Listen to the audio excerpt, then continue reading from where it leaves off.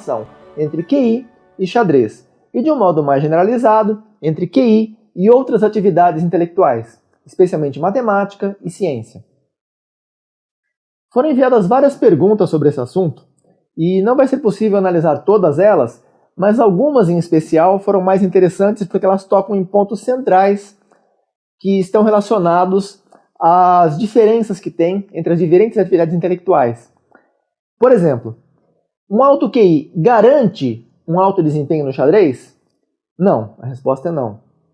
O que acontece é que há uma correlação positiva entre performance no xadrez e alto QI, mas há muitos casos de pessoas com QI muito elevado que não jogam bem xadrez, e há outros casos de pessoas que jogam muito bem xadrez, mas não têm um QI tão elevado.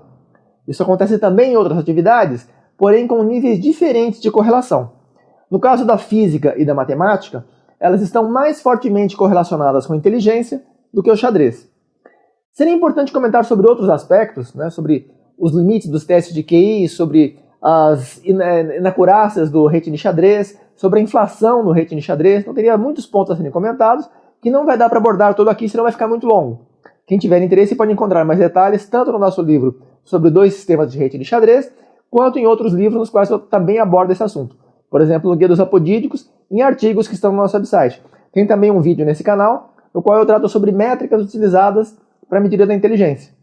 Então há vários outros conteúdos nos quais esse assunto é abordado com um pouco mais de detalhes.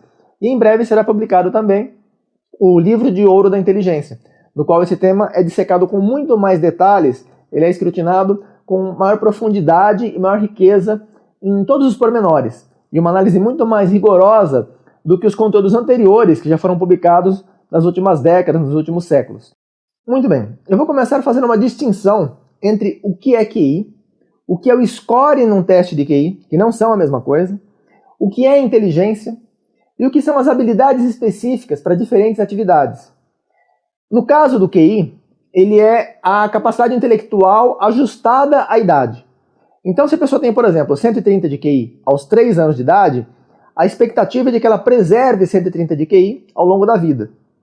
A capacidade intelectual vai aumentando ao longo da vida, mas o QI ele estabelece uma relação entre a idade mental e a cronológica, não exatamente na proporção de 1 para 1, não é um crescimento linear, é uma curva que representa o crescimento do nível intelectual em função da idade. Então, a maneira correta de determinar o QI é ajustar essa curva para a maioria das pessoas, a média geral das pessoas, para cada pessoa em especial. Então, você pode ter flutuações do QI ao longo da vida, mas são flutuações relativamente estreitas.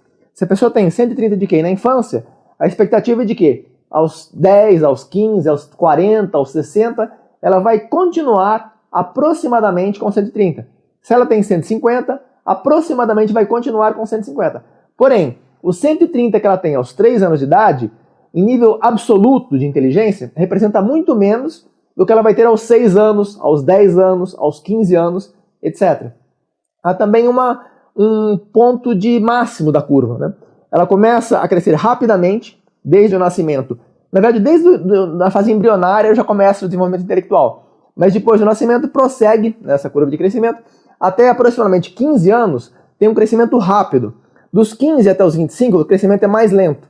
Não é que é uma retinha e vira outra retinha. Ela é uma curva suave que vai gradualmente reduzindo o seu ângulo, a tangente em cada ponto da curva, vai reduzindo a inclinação. Então ela vai até os 15 anos rapidamente, o crescimento é quase linear, é bastante acelerado. Dos 15 aos 25 ela desacelera. Dos 25 aos 40 é aproximadamente estável. E dos 40 aos 45 começa um decrescimento gradual, bem leve, e vai aumentando, vai acelerando até mais ou menos os 60 anos. Aí tem estudos que sugerem que ele acelera um pouco depois dos 60, e outros que ele se mantém estável, e outros até que ele desacelera. Então depende do estudo que é considerado, os resultados obtidos são diferentes. Em parte, essas divergências acontecem porque as pessoas têm evoluções diferentes ao longo da vida, a saúde física também interfere nesse processo. Então, se a amostra de pessoas consideradas tem hábitos mais saudáveis, a expectativa é que elas preservem melhor a sua qualidade mental do que grupo de pessoas que tenham hábitos menos saudáveis. E outras características genéticas também, então tem muitos fatores que interferem nisso. Então, o importante é compreender, para começar, essa diferença entre QI e inteligência. A inteligência e o QI são estreitamente relacionados, porém o QI ele representa uma proporção entre a idade mental e a idade cronológica, sendo que a proporção correta entre idade mental e cronológica não é como pensava Binet no início do século XX, em 1905, a partir de 1905.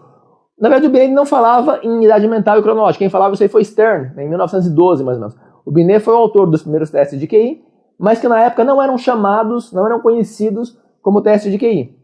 Foram Stern, em 1912, Terman, em 1916, e outros que passaram a introduzir o conceito de QI e o termo, a palavra QI, consciente de inteligência, foi aplicada também a partir de mais ou menos 1912. O importante que nós precisamos compreender é que essa curva não é linear, como pensava Binet, mas existe essa proporção que é aproximadamente mantida estável ao longo da vida. Então a inteligência ela vai crescendo, desde que você nasce até mais ou menos os 25 anos, a inteligência vai aumentando. O QI não vai aumentando, o QI ele vai se mantendo aproximadamente estável em todos os momentos, tanto durante o crescimento quanto durante o decrescimento da inteligência. Ele é uma medida que representa o pico de atividade intelectual que você alcançou ou a atividade intelectual que você alcançou aos 15 ou 16 anos. Depende do teste que é utilizado, depende dos critérios que são utilizados. Em relação ao score no teste de QI, o score raramente apresenta grandes disparidades entre o QI verdadeiro e o score. Em mais de 95% dos casos, que é para os QIs entre 70 e 130, nesse intervalo, que compreende 95,5% da população, nesse intervalo o QI funciona muito bem. O teste de QI funciona, os testes em geral, os bons testes, os bem padronizados, funcionam muito bem. Eles medem muito aproximadamente a inteligência correta, o nível intelectual correto da pessoa. Porém, fora desse intervalo, especialmente nos níveis mais altos, para quem já se